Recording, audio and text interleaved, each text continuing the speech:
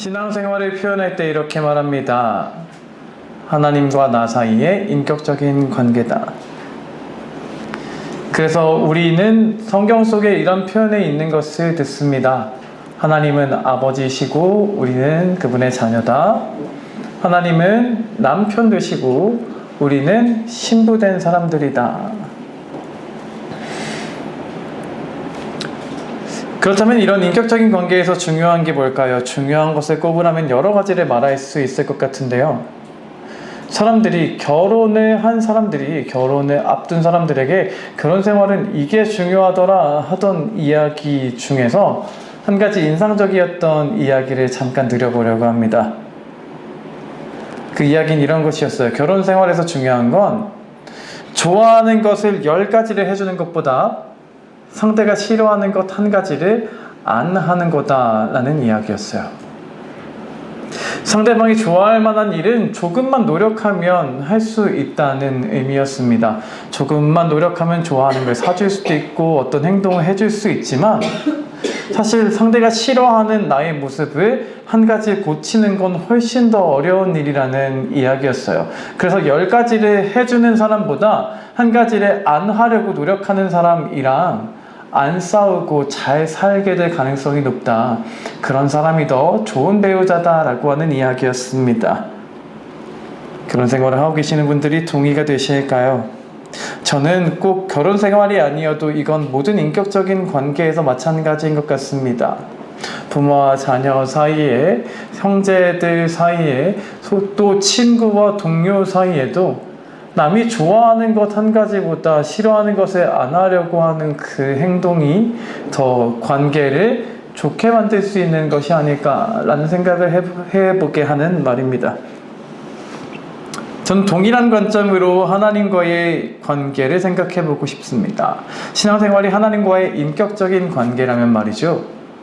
우리가 하나님께 기쁨이 되고 싶습니다 라고 하는 것은 하나님이 좋아하실 만한 일을 하는 것도 좋은 거지만 싫어하실 만한 일을 안 하는 것이 훨씬 더 큰 의미가 있는 것이라고 말할 수 있지 않을까요? 인간적인 관계에서도 생각해 본 것처럼 좋아할 만한 일을 하는 건 잠깐 노력하면 되는 것일지 모르겠지만 싫어할 만한 일을 안 하는 건 훨씬 더 힘든 일이 될 거니까요. 오늘 함께 보는 말씀에서는요, 하나님이 싫어하시는 일의 목록을 담고 계십니다. 고린도전서의 말씀도 그렇고 갈라디아서의 말씀도 그렇고 동일하게 하나님이 이런 일을 하는 사람들을 얼마나 싫어하시는지를 말씀하시는데요. 이 일을 얼마나 싫어하시는지를 오늘 성경이 이렇게 반복해서 표현하십니다. 오늘 고린도전서 6장에서는 이렇게 2번 9절과 10절에서 반복되어 있죠. 하나님의 나라를 유업으로 받지 못한다. 갈라디아서에서도 마찬가지입니다. 이런 일을 하는 사람들은 하나님의 나라를 유업으로 받지 못할 것이다 라고 말씀하세요. 이 말이 무슨 뜻인가요? 하나님이 너무 고급지게 표현하셨어요. 한마디로 말하면 그냥 천국에 못 간답니다. 이런 일 하는 사람들 천국에 못 간다. 이런 일을 하는 사람들을 천국에 못 가게 하시는 줄을 알지 못하느냐 라고 말씀하신다는 거죠. 죄를 따지자면 얼마나 많을까요? 죄의 종류로 따진다면 수많은 것들이 있을 겁니다. 하나님께서 그 수많은 죄들 중에서도 특별히 성경에서 찝어서 말씀하시며 이런 일을 하는 사람들은 천국에 못 갈 것이다 라고 말씀하시는 2개의 본문이 있단 말입니다.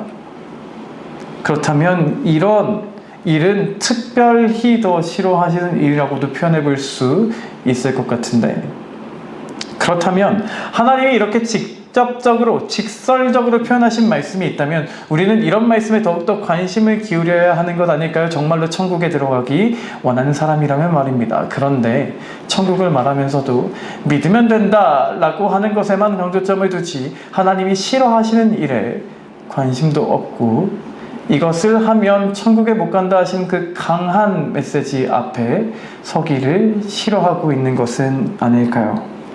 오늘 우리는 하나님이 싫어하시는 일들 앞에 서려고 합니다.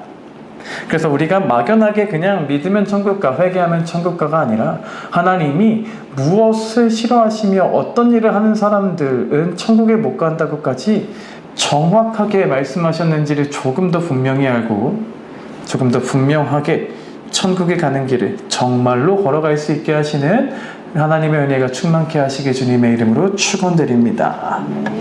그럼 본격적으로 말씀을 좀 들어볼 건데요. 첫 번째로 그 대표적인 죄에 대해서 하나씩 좀 살펴보겠습니다. 천국에 못 가는 대표적인 죄에 대해서 하나씩 살펴봅니다. 첫 번째로 천국에 못 가는 대표적인 죄에 대해 살펴봅니다.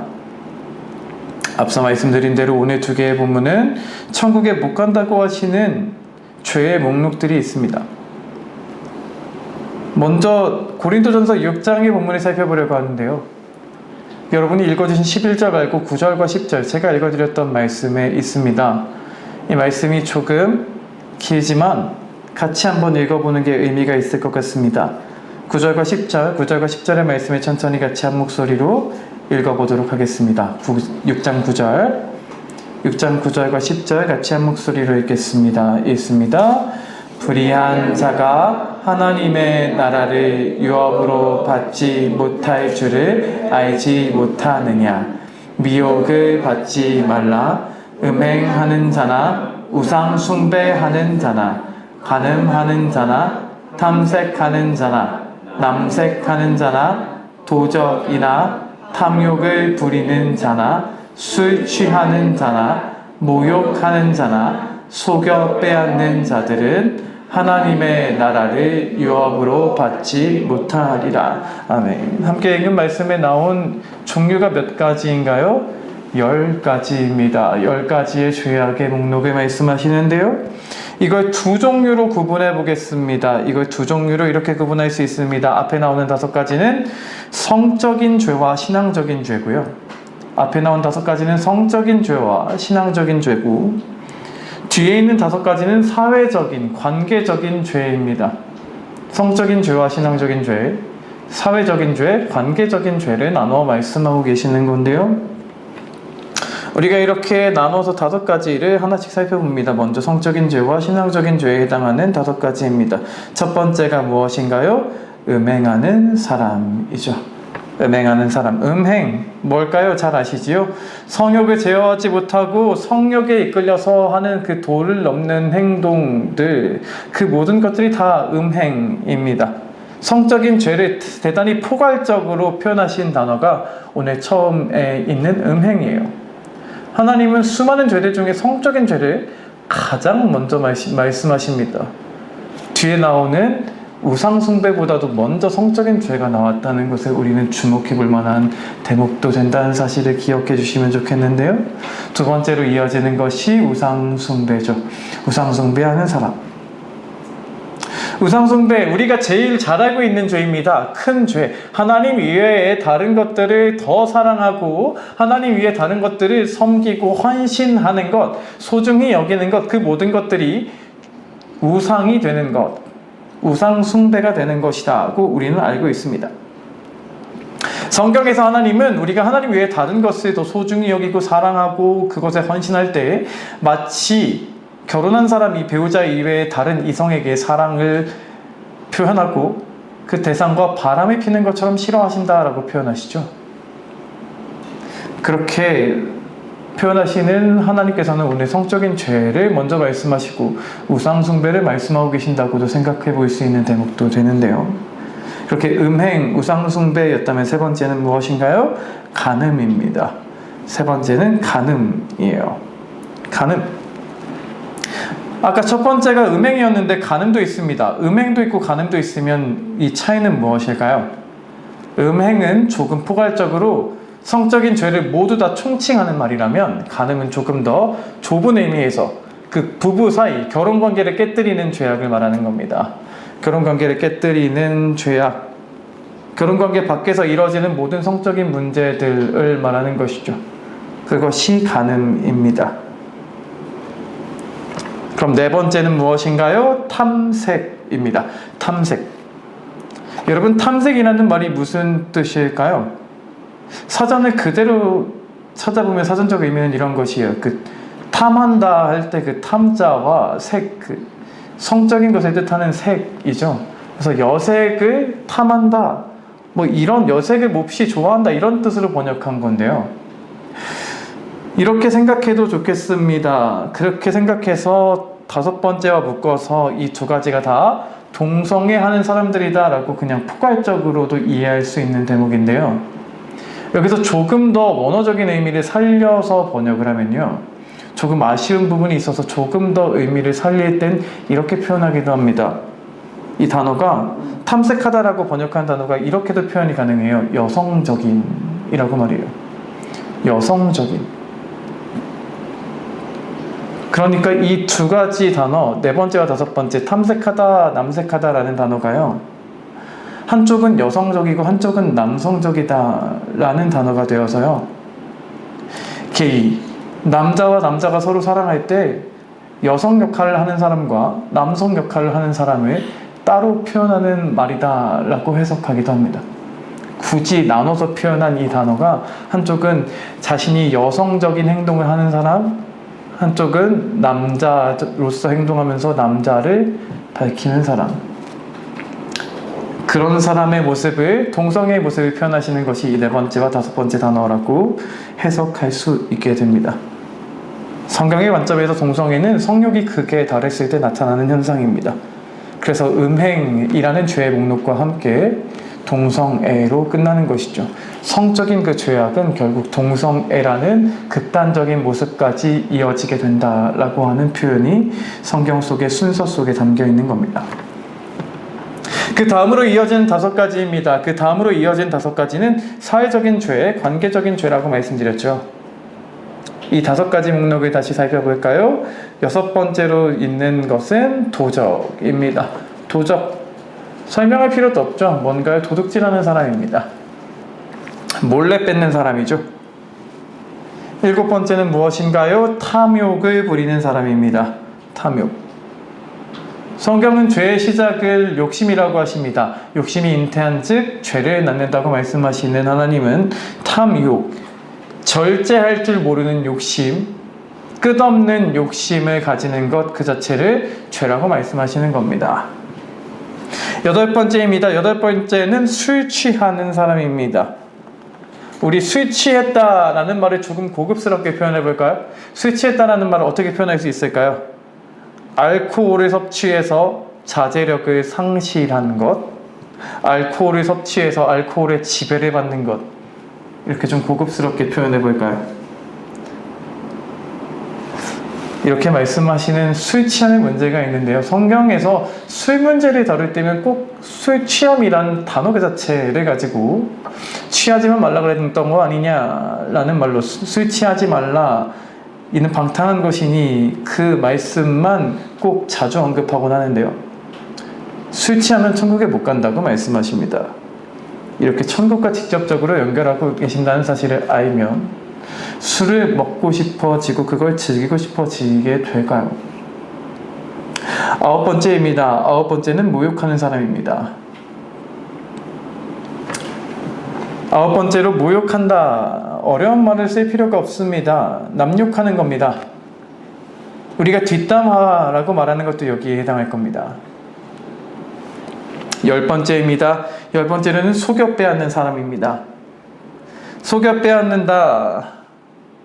앞에서 나온 도둑질, 도적은 몰래 빼앗는 거라면 이번에는 앞에서 속여서 상대방을 기만해서 빼앗는 것, 사기 같은 행위를 말씀하시는 거라고 할 수 있겠죠. 여기까지가 고린도전서 6장의 10가지 죄입니다. 이렇게 하나씩 살펴보는 게 조금 딱딱하긴 합니다만 하나씩 살펴보는 것이 의미가 있다고 생각하기 때문에 우리가 이번엔 갈라디아서 본문으로 함께 넘어가 보겠습니다. 갈라디아서 5장입니다. 갈라디아서 5장. 갈라디아서 5장. 신약성경 307쪽이나 308쪽에 있을 텐데요. 제가 19절, 20절 읽어드리면 여러분이 21절 읽어주시면 좋겠습니다. 갈라디아서 5장을 함께 봅니다. 19절, 20절을 제가 읽어드리고요. 21절을 같이 읽어주시겠습니다.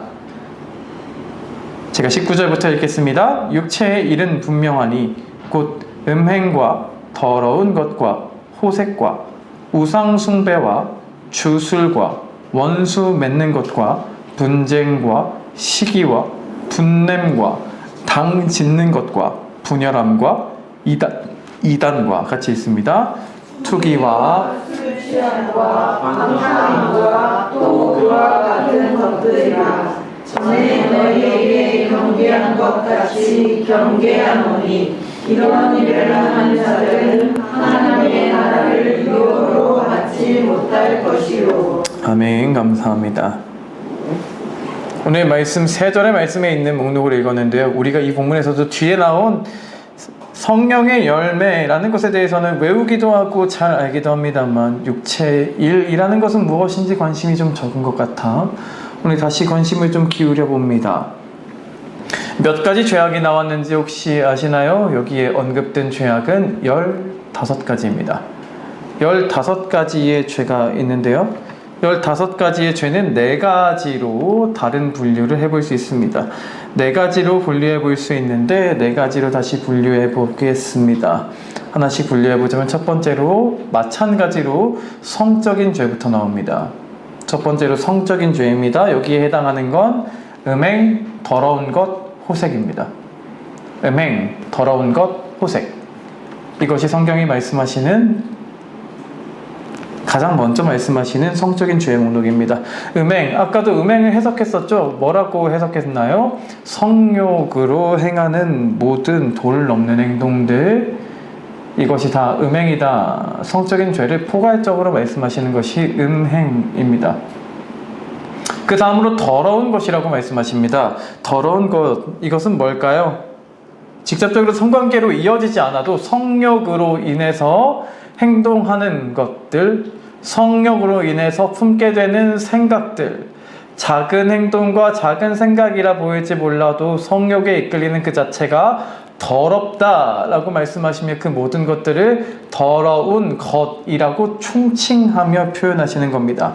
저질스러운 언어, 더러운 상상, 그런 말을 하는 사람들의 정신 상태, 이 모든 것을 더럽다 말씀하시는 거예요. 그 다음으로는 호색입니다. 호색.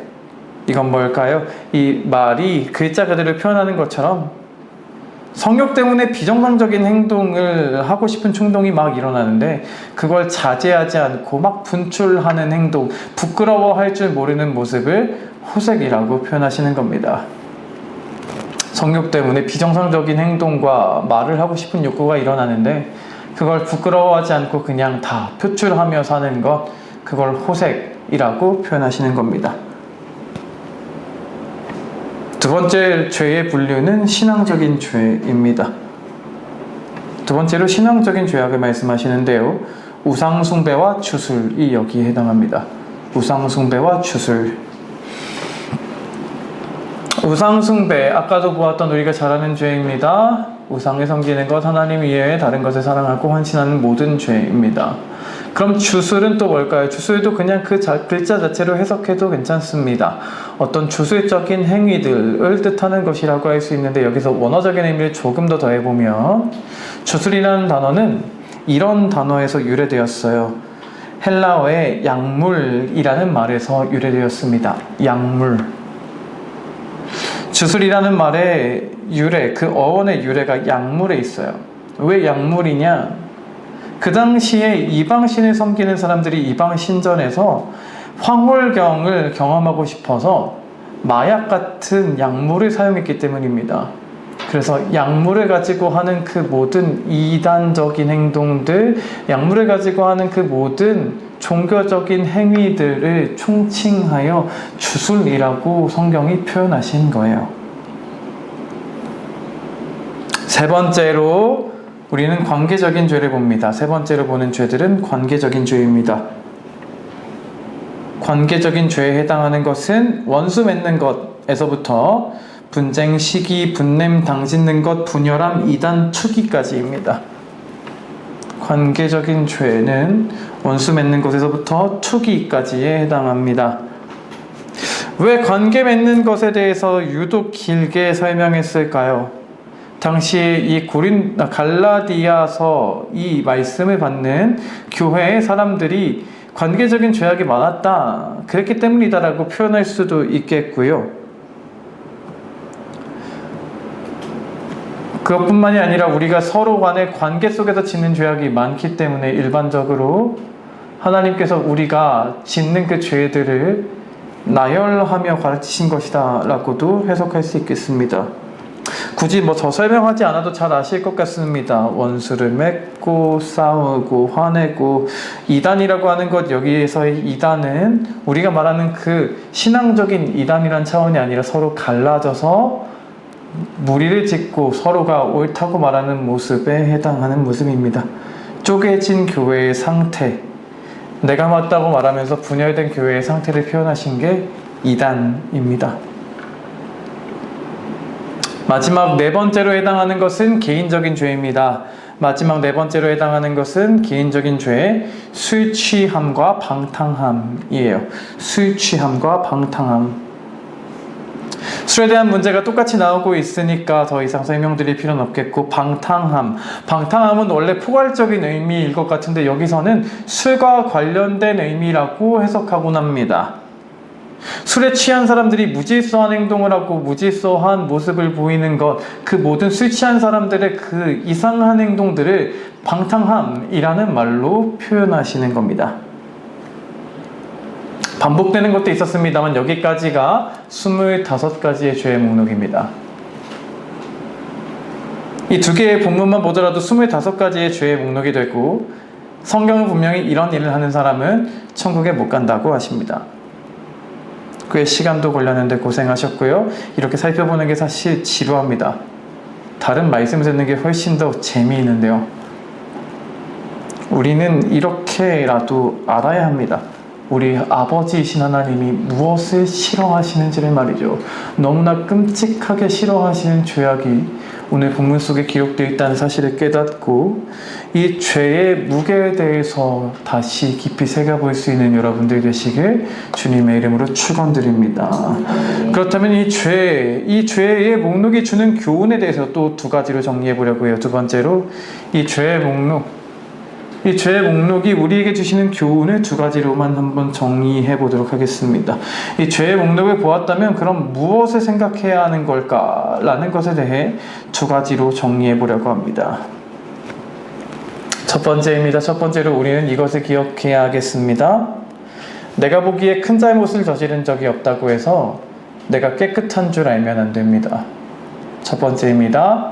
내가 보기에 큰 잘못을 저지른 적이 없다고 해서 내가 깨끗한 것처럼 생각해선 안 됩니다. 오늘 말씀에 나오는 죄의 목록을 한번 생각해 보세요. 누가 봐도 큰 잘못이라고 말할 만한 게 있습니다. 우상 숭배. 우리는 이게 얼마나 큰 죄인지를 알고 있고요. 음행, 도적, 사기치는 것. 우린 그런 일들을 저지른 적이 없다라고 말할 수 있을 겁니다. 물론 예수님은 그 마음에 대한 이야기까지 하셨지만 그런 건 좀 제외하고 한번 생각해 볼게요. 우리가 행동으로 직접 타인과 성관계를 아무 데서나 하고 다니지 않고 타인의 물건을 탐하고 그냥 그걸 가져오는 행동을 하지 않았다는 이유로 우리는 이런 큰 죄를 지은 적은 없으니, 내가 적어도 이런 일은 한 적은 없기 때문에 이런 일을 한 사람보다 나는 깨끗하다라는 생각을 가질 수 있는 것이 우리의 생각인데요. 하지만 우리가 이 시간 분명히 알기를 원합니다. 이런 생각이 착각이라는 사실을 말이죠. 하나님은 우리가 이렇게 남들과 비교하면서 내가 저 사람이 하는 저런 죄를 지은 적은 없으니까 나는 깨끗한 사람인 것처럼 착각하는 존재라는 걸 너무 잘 알고 계십니다.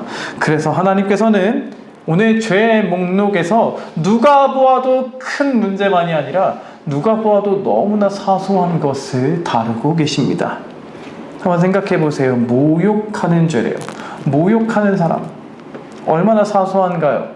속담에 이런 말이 있죠. 안 보이는 데서는 나라님도 욕하는데요. 나라님도 욕하는 거라는데 왜 남 욕 좀 하는 게 그렇게 문제일까요? 뒷담화를 살면서 그것도 못하게 하며 스트레스를 풀 곳이 없다고까지 말하는 우리들 아니겠어요? 그런데 모욕하는 죄를 지으면 천국에 못 간다 하십니다. 우상 숭배하는 사람만이 아니라 모욕하는 사람이 천국에 못 가는 거래요. 시기하고 질투하는 것, 네 편 내 편 나누고 싸우는 것, 그러다가 원수를 짓고 절교하고 손절하며 저 사람을 다시 보지 않겠다 말하며 살아가는 것, 그게 그렇게 큰 죄일까요? 살면서 얼마나 다양한 사람들을 보나요? 내가 저런 사람이랑 왜 더 관계를 맺고 살아야 하죠? 저런 사람은 좀 원수를 맺을만 하지 않을까요? 저런 사람에겐 좀 화를 낼만 하지 않을까요? 내가 안 그러려고 했는데 저 사람이 나한테 그랬다 라는 식으로 저 사람이 나를 속된 말로 긁어서 내가 어쩔 수가 없었다, 난 참을 만큼 참았다고 말하지 않나요?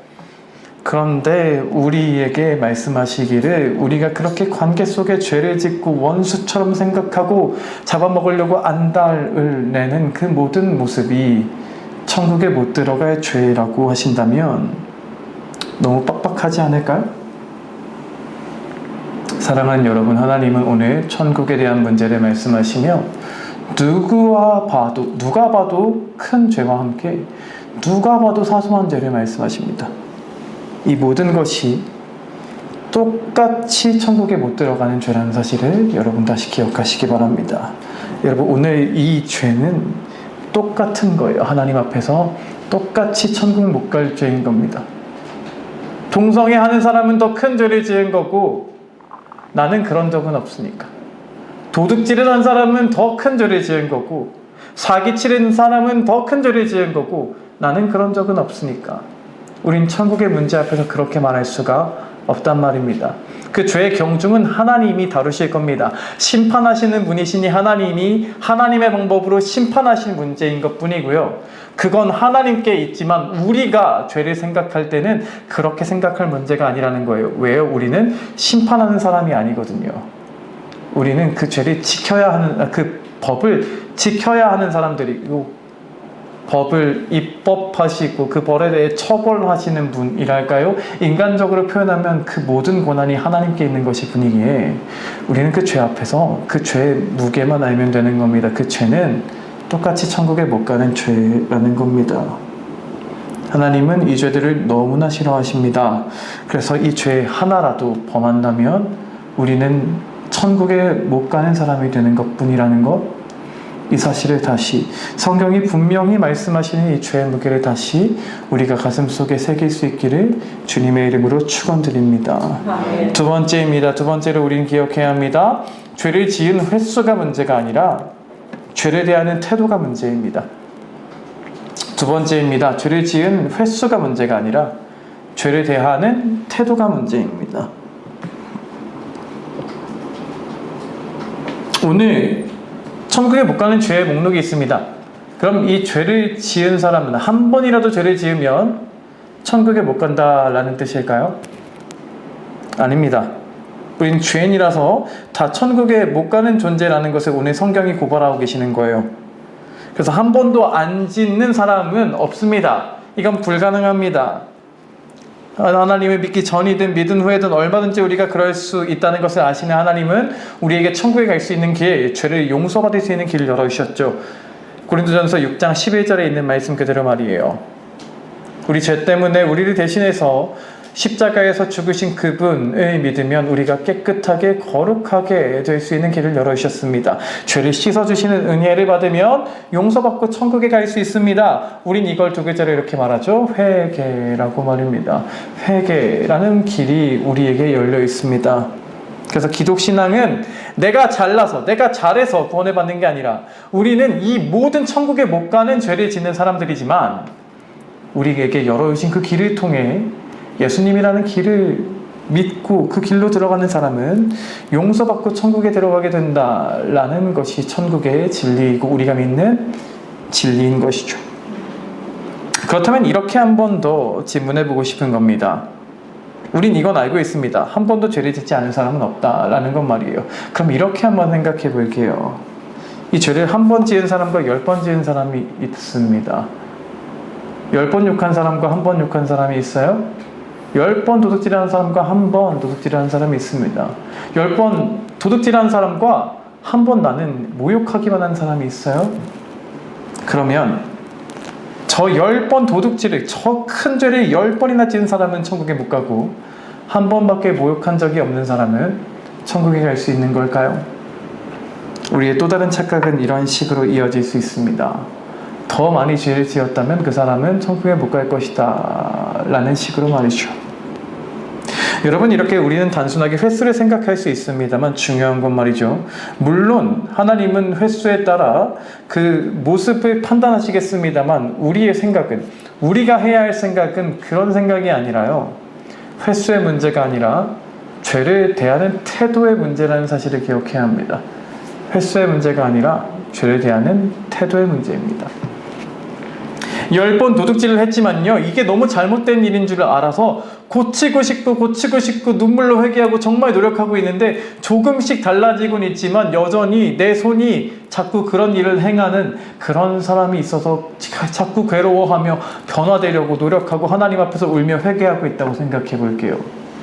그런 사람이라면 10번의 죄를 지었어도 10번 용서하심을 얻고 천국에 들어갈 거고요.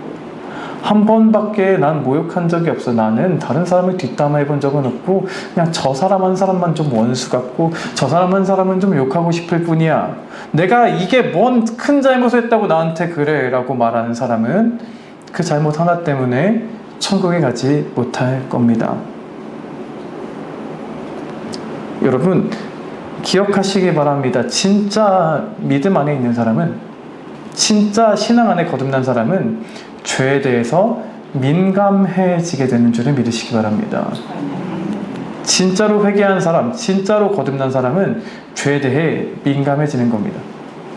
이전에는 원래 죄에 물들어 있었고 죄악된 본성 그대로 있었기 때문에 마치 검은색이 잠깐 덧칠돼도 아무런 티가 안 나는 것처럼, 원래 더러운 것에 조금 더 더러운 것이 묻는다고 별로 티가 안 나는 것처럼 신경 쓰지 않게 되고 이게 무슨 잘못이냐라고 할 수 있어도 하나님 안에 정말 거듭나 새로워진 사람, 회개함으로 중생의 은혜를 입은 사람, 정말로 그런 사람이라면 거듭났기 때문에 하얀색 도화지에 조금만 무엇이 튀어도 티가 나는 것처럼 하얀색 옷에 조그만한 것만 뭐가 묻어도 이것이 너무 티가 나서 괴로워하는 것처럼 작은 죄 앞에 태도가 달라지게 되는 겁니다.